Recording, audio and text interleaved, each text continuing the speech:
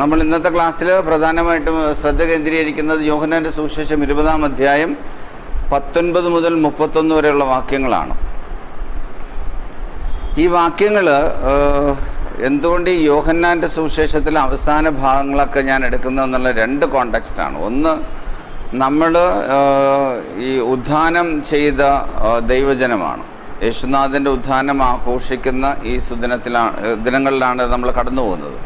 രണ്ടാമതായിട്ട്, ഒരു rich experience, സഭ എന്താണെന്നും സഭ എന്താകണമെന്നും സഭയിലെ വിവിധ ഘടകങ്ങൾ എന്താണെന്ന് നമുക്ക് വളരെ സമ്പന്നമായ ഒരു അനുഭവം നൽകുന്ന സുവിശേഷ ഭാഗങ്ങൾ യോഹന്നാൻ്റെ സുവിശേഷത്തിൻ്റെ സമാപന അധ്യായങ്ങളാണ്. അതുകൊണ്ടാണ് അതിൽ നിന്ന് ആരംഭിക്കുവാനായിട്ട് നമ്മൾ പരിശ്രമിക്കുന്നത്. അപ്പോൾ ഇന്ന് നമ്മൾ പ്രധാനമായിട്ടും കാണുന്നതാണ് തോമസിൻ്റെ സംശയവും ബൈബിൾ നൽകുന്ന വെളിപാടും. യഥാർത്ഥത്തിൽ ഇത് നമ്മുടെ ജീവിതവുമായിട്ട് തോമസ് എന്ന സ്ഥാനത്ത് നമ്മൾ ഓരോരുത്തരെയൊക്കെ പ്രതിഷ്ഠിക്കുമ്പോൾ ഈ കൂട്ടായ്മയിലേക്ക് വരാതിരിക്കുമ്പോൾ ഉണ്ടാകുന്ന ദുരന്തം എന്താണെന്ന് ഏറ്റവും ആധികാരികമായിട്ട് കാണിക്കുന്നത് ഈ സുവിശേഷ ഭാഗത്തിലാണ്.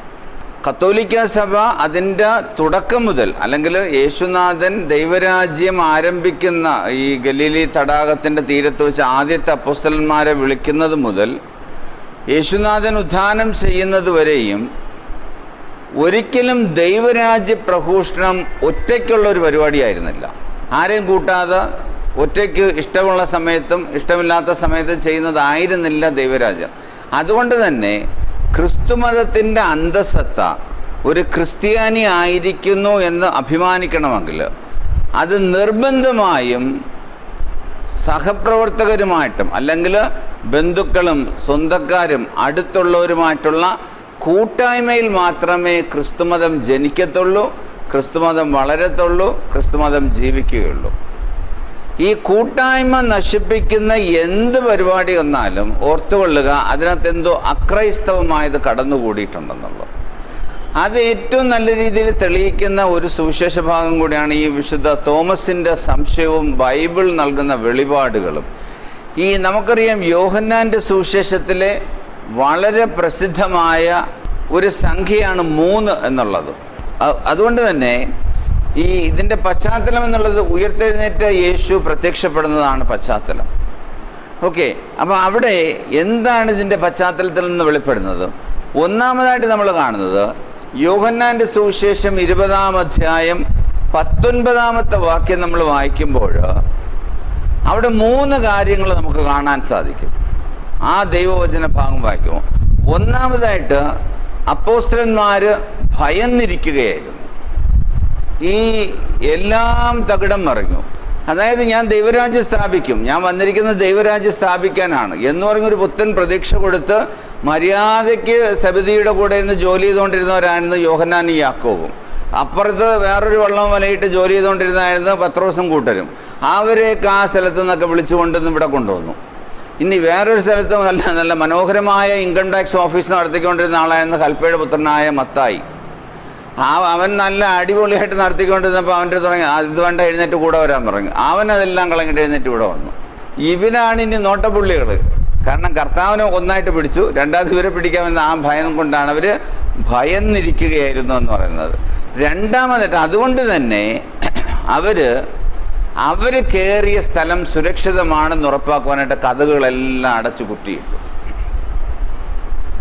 ഈ യോഹന്നാൻ മാത്രമാണ് ഇത് ഇത്രയും ഇങ്ങനെ സ്പെസിഫിക് ആയിട്ട് every minute details is being narrated by John. Because അത് കണ്ട ആളെ പോലെയാണ് ഇതെല്ലാം അവതരിപ്പിക്കുന്നത്. അപ്പം അവർ കഥകൾ അടച്ചിരിക്കുകയായിരുന്നു. മൂന്നാമത് എന്താ സംഭവിക്കുന്ന, അവരെല്ലാം ഞെട്ടിപ്പിച്ചുകൊണ്ട് യേശു അവരുടെ മധ്യത്തിൽ വന്നേക്കുന്നു. ഇതാണ് യോഹന്നാൻ്റെ ഇതിനകത്തുള്ള ഒരു 3 പ്രത്യേകത. First of all they were totally frightened. ഒരു വെറും പേടിയല്ല, മരണഭീതിയാണ്. ആ മരണഭീതിയിലിരിക്കുന്നത് കൊണ്ട് തന്നെ അവർ കതകുകൾ അടച്ച് പുറത്ത് ആര് മുട്ടിയാലും കതക് തുറക്കരുതെന്ന് പറയും. അങ്ങനെ ഇരുന്ന സ്ഥലത്താണ് യേശുനാഥൻ വന്ന് പ്രത്യക്ഷപ്പെടുന്നത്. അങ്ങനെ പ്രത്യക്ഷപ്പെടുമ്പോൾ യോഹന്നാൻ്റെ സുവിശേഷം 20-ഉം 22-ഉം വാക്യങ്ങൾ നമ്മൾ വായിക്കുമ്പോൾ യേശു അവരോട് വാ തുറന്ന് സംസാരിക്കുകയാണ്. സംസാരം എന്താ? തുടക്കം തന്നെ നിങ്ങൾക്ക് സമാധാനം. അപ്പോൾ ആ ഭയത്തെ മുഴുവൻ തുടച്ചു നീക്കിക്കൊണ്ട് അവരുടെ ഗുരുവും നാഥനുമായ ക്രിസ്തുനാഥൻ പറയുകയാണ്, നിങ്ങൾക്ക് സമാധാനം, പേടിക്കണ്ട, ഞാൻ എഴുന്നേറ്റിട്ടുണ്ട്, ഞാൻ ഉയർത്തെഴുന്നേറ്റിട്ടുണ്ട്. രണ്ടാമതായിട്ട് യേശുനാഥൻ പറയുന്നത് എന്താണ്? യേശു തൻ്റെ കൈകളും കാലുകളും, കാരണം ഇവർക്കത് അറിയണം ഈ ക്രിസ്തു ആണോ എന്നുള്ളത്. അതോ അവരുടെ ചാരന്മാരിൽ ആരെങ്കിലും നുഴഞ്ഞു കയറി മുറിയിൽ കയറി വന്നതാണോ? യേശുവിൻ്റെ ഫാൻസി ഡ്രസ്സൊക്കെ ഇട്ട് വന്നിരിക്കുന്നതാണ് യേശുവിനെ പോലെ. അപ്പോൾ ഇവർ സത്യങ്ങളൊക്കെ തുറന്നു പറയും.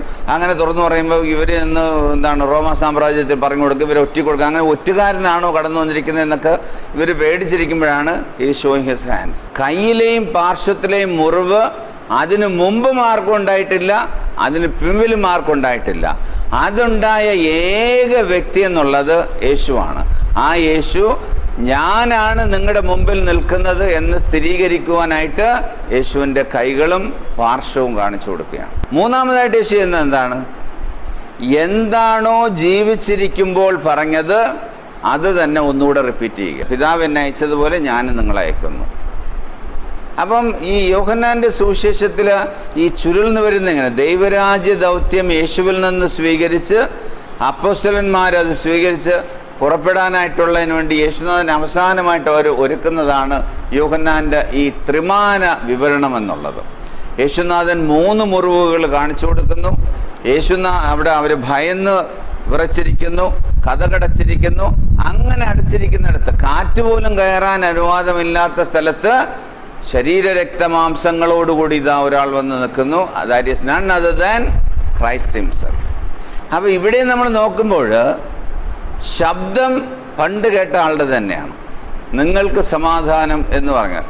ആ ഫ്രേസും പണ്ട് കേട്ട ആളുടെ ഫ്രേസാണ്, നിങ്ങൾക്ക് സമാധാനം എന്ന് പറയുന്നത്. പക്ഷെ അത്ര വിശ്വസിക്കാൻ പോരാ, കാരണം കഥ കടച്ചിരിക്കുകയാണ്. അപ്പോൾ യേശു തൻ്റെ കൈകളും പാർശ്വവും കാണിച്ചു. എന്നിട്ട് യേശു അവരെ ദൗത്യം ഏൽപ്പിക്കുന്നതായിട്ടാണ് നമ്മൾ യോഹന്നാൻ്റെ സുവിശേഷം 20, 22, 23 കാണുന്നത്. എന്നിട്ട് 3 സുപ്രധാനമായ ദാനങ്ങളാണ് അവിടെ യേശുനാഥൻ കൊടുക്കുന്നത്. അത് യോഹന്നാൻ്റെ സുവിശേഷം 20-ാം അധ്യായം 22, 23 വാക്യങ്ങളിൽ നമുക്ക് കാണാൻ സാധിക്കും. ഒന്നാമതായിട്ട്, നിങ്ങൾ പരിശുദ്ധാത്മാവിനെ സ്വീകരിക്കൂ. നിങ്ങൾ സംസാരിക്കേണ്ടത്, നിങ്ങൾ പോകേണ്ടിടം, നിങ്ങൾ കാണേണ്ട ആൾക്കാർ, അവരുടെ വാദപ്രതിവാദത്തിലേടും ഏർപ്പെടുമ്പോഴും നിങ്ങൾ എന്ത് പറയണം, അങ്ങനെയൊന്നും നിങ്ങൾ ചിന്തിക്കണം. Receive the holy spirit. A total comprehensive gift is given to them. പരിശുദ്ധാത്മാവിനെ സ്വീകരിക്കും. രണ്ടാമതായിട്ട്, നിങ്ങൾ ആരുടെ പാപങ്ങൾ മോചിക്കുന്നുവോ അവ ക്ഷമിക്കപ്പെട്ടിരിക്കും. ഈ അപ്പോസ്തലന്മാർ പ്രേക്ഷിത ദൗത്യമായിട്ട് അയക്കുമ്പോൾ 3 കാര്യങ്ങൾക്കാണ് അവരയക്കുന്നത്. അവരോടൊത്ത് ഭക്ഷിക്കുവൻ, അവരെ സുഖപ്പെടുത്തുവൻ, പിശാചുക്കളെ പുറത്താക്കുവൻ. ഇതാണ് എപ്പോഴും പറയാറുള്ളത്. അപ്പം അതുപോലെ നിങ്ങൾ ആരുടെ പാപങ്ങൾ ക്ഷമിക്കുന്നുവോ അവ ക്ഷമിക്കപ്പെട്ടിരിക്കും. മൂന്നാമതായിട്ട് നിങ്ങൾ ആരുടെ പാപങ്ങൾ ബന്ധിക്കുന്നുവോ അവ ബന്ധിക്കപ്പെട്ടിരിക്കും. ദൈവരാജ്യത്തിൻ്റെ ഒരു സമഗ്രമായ ദാനം കൈമാറുന്ന അപൂർവങ്ങളിൽ അപൂർവമായൊരു നിമിഷമാണ് ഈ പ്രത്യക്ഷപ്പെടൽ. അപ്പോൾ പരിശുദ്ധാത്മാവിനെ സ്വീകരിക്കണം. കുംഭസാരം എന്ന ആ കുദാശയുടെ ഏറ്റവും ആധികാരികമായ പ്രാധാന്യം തെളിഞ്ഞു വരുന്നത് ഇവിടെയാണ്. ഒരു പാപസങ്കീർത്തനത്തിലും ഒട്ടുകുത്തി നിന്റെ സർവ്വവിധ പാപങ്ങളും മോചിപ്പിക്കപ്പെട്ടിരിക്കുന്നു. ഈ കൂട്ടായ്മയിൽ നിന്ന് വേറിട്ടതിൻ്റെ 3 ദുരന്തങ്ങൾ പേർന്നവനാണ് തോമ. നമ്മുടെ ഈ BCCകളിലൊക്കെ നമ്മൾ ചില വീട്ടുകാർ വിചാരിക്കും, ഞങ്ങൾക്ക് 2 നല്ല വീടുണ്ട്, ഞങ്ങൾക്ക് നല്ല ഭക്ഷണമുണ്ട്, ഞങ്ങൾക്ക് നല്ല ഫാനുണ്ട്, AC ഉണ്ട്, നല്ല കട്ടിലുണ്ട്, ഞങ്ങളുടെ വീട്ടിൽ നല്ല ചുറ്റുമതിലുണ്ട്, അങ്ങനെ അതുകൊണ്ട് ഞങ്ങൾക്ക് BCC ഒന്നും വേണ്ട, ഞങ്ങൾക്ക് BCC ഇല്ലെങ്കിലും ഞങ്ങൾക്ക് താമസിക്കാമെന്ന് ചിന്തിക്കുന്ന ആൾക്കാരുണ്ട്. അപ്പോൾ അതുകൊണ്ട് പക്ഷേ ഇവിടെ നോക്കുക, ഈ കൂട്ടായ്മയിൽ നിന്ന് തോമായ്ക്ക് പറ്റിയ അബദ്ധം ഇതാണ്. ഒന്നാമതായിട്ട്, യേശു വന്നപ്പോൾ തോമസ് അവിടെ ഉണ്ടായിരുന്നില്ല. തോമസ് ഇല്ലാതിരുന്നത് കൊണ്ട് സംഭവിച്ചത് എന്താ? മറ്റുള്ളവർ പറഞ്ഞു ഞങ്ങൾ കർത്താവിനെ കണ്ടു. പക്ഷെ തോമ പറയുന്നത് എന്താണ്? ഞാൻ വിശ്വസിക്കത്തില്ല. ശരിയാണ്, ഞാൻ വിശ്വസിക്കത്തില്ല, കാരണം ഞാനുണ്ടായിരുന്നില്ലല്ലോ. പക്ഷേ കൂട്ടം തെറ്റിപ്പോയ കുഞ്ഞാടിൻ്റെ ദുരന്തമാണ് നമ്മളിവിടെ കാണുന്നത്. യഥാർത്ഥത്തിൽ യേശുനാഥൻ്റെ ഏറ്റവും പ്രധാനപ്പെട്ട കമാൻഡ്മെൻറ്റ്സിലൊന്ന്, യേശുനാഥൻ്റെ നിർദ്ദേശങ്ങളൊന്നും എന്താണ്? നിങ്ങൾ ഈ എടുത്തിയാടി ഇങ്ങനെ പിരിഞ്ഞൊന്നും പോകരുത്, ഉടനെ തന്നെ ഇതൊന്നും സംഭവിക്കത്തില്ല. നിങ്ങൾ ഞാൻ പറഞ്ഞ വാഗ്ദാനം സ്വീകരിക്കുന്നതുവരെ കാത്തിരിക്കാൻ പറഞ്ഞു. അത് തന്നെ നമ്മൾ ഇവിടെയും കാണുന്നുണ്ട്. അപ്പോൾ ഈ മൂന്നിനകത്ത്, ഒന്ന്, യേശു വന്നപ്പോൾ തോമ ഇല്ലായിരുന്നു, കൂട്ടം തെറ്റി വേറെ എവിടെ പോയി. രണ്ട്, കണ്ടവരെല്ലാം പറഞ്ഞു ഞങ്ങൾ കർത്താവിനെ കണ്ടു. ഈ തോമായ അതുപോലെ 3 നിബന്ധനകൾ വയ്ക്കും. ഒന്ന്, അവൻ്റെ കൈകളിൽ ആണികളുടെ പഴുതുകൾ കാണണം. ആ പഴുതിൽ എനിക്കൊന്ന് തൊടണം. മൂന്നാമത്തെ കണ്ടീഷൻ എന്താണ്? അവൻ്റെ പാർശ്വത്തിൽ എനിക്ക് കൈകൾ വെക്കണം. ഈ സാധാരണ യഹൂദ പാരമ്പര്യം അനുസരിച്ച് ഒരു കുഞ്ഞ് ജനിച്ചാൽ 8-ാം ദിവസമാണ് പരിച്ഛേദനത്തിന് കൊണ്ടുപോകുന്നത്. തോമ പറഞ്ഞ 3 നിർദ്ദേശങ്ങൾക്ക് യേശുനാഥൻ വിധേയനാകുന്നതായിട്ട് നമുക്ക് കാണാൻ സാധിക്കും. ഒന്നാമതായിട്ട് പറഞ്ഞെന്താ? യേശുവിൻ്റെ കൈകളിൽ മുറിവുകൾ കാണാം, അതിലെൻ്റെ വിരലിടണം. അപ്പോൾ യേശു വന്നിട്ട് ആദ്യം പറയാം, നിൻ്റെ വിരലിവിടെ കൊണ്ടുവരാൻ പറയും. രണ്ടാമതായിട്ട് പറഞ്ഞെന്താണ്? എൻ്റെ കൈകൾ കാണുക. മൂന്നാമതായിട്ട് പറഞ്ഞെന്താണ്? നിൻ്റെ കൈ നീട്ടി എൻ്റെ പാർശ്വത്തിൽ സ്പർശിക്കുക. എന്ത് മനോഹരമായിട്ടാണ് നമ്മൾ ഈ ബൈബിൾ, ഇതിവിടെയൊക്കെയാണ് നമ്മുടെ വിശ്വാസമൊക്കെ ഇങ്ങനെ ജ്വലിച്ച് ആഴപ്പെടേണ്ടത്. യേശുവിന് ഒരാൾ പോലും നഷ്ടപ്പെടുന്നത് ഇഷ്ടമില്ല. ഇനി ഞാൻ നഷ്ടപ്പെട്ടേ അടങ്ങുമെന്ന് വിചാരിച്ചാൽ പോലും ചിലപ്പോൾ തേടി വരും. അതുകൊണ്ടാണ് ചിലർ നമ്മൾ പള്ളിയിൽ വിചാരിച്ചെന്ന് പറയും, നിങ്ങൾ കുടുംബ യൂണിറ്റിൽ പോകണം, ആ കൂട്ടായ്മയിലൊന്ന് പങ്കാളികളാകണം, ആ കൂട്ടായ്മയിൽ നിങ്ങൾ വചനം പങ്കുവയ്ക്കണം, അവിടെ തരുന്ന ചായയും കാപ്പിയും വല്ലതും നിങ്ങൾ കഴിക്കണം, അതിന് അവരുമായിട്ടൊക്കെ സംസാരിക്കണം. ചിലർ എത്ര പറഞ്ഞ ചാകുന്നതുവരെയും പോകത്തില്ല. യേശു ഈ തോമായ തിരികെ പിടിക്കാനായിട്ട്, തോമായ വിശ്വാസ കൂട്ടായ്മയിലേക്ക് കൊണ്ടുവരുവാനായിട്ട് തോമസ് മുന്നോട്ട് വച്ച 3 നിബന്ധനകളും അപ്പടി നടപ്പിലാക്കുകയാണ്.